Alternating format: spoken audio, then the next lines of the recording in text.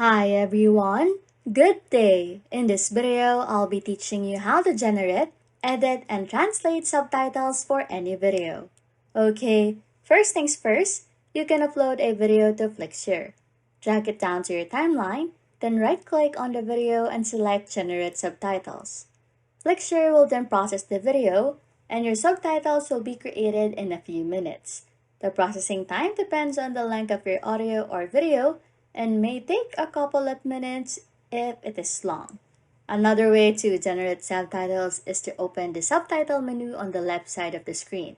Select the auto subtitle option, then choose the clip you want to generate subtitles for using the drop-down list. If you already have a subtitle file for your video, you can also import it to Flixshare by dragging it over to the Library tab. And that should help you. Anyways, if you like content like this, don't forget to subscribe to this channel or comment down below any tutorials you want us to make, so we can help you. And that's it! You can now generate, edit, and translate subtitles for any video. Thanks for watching and happy scrolling!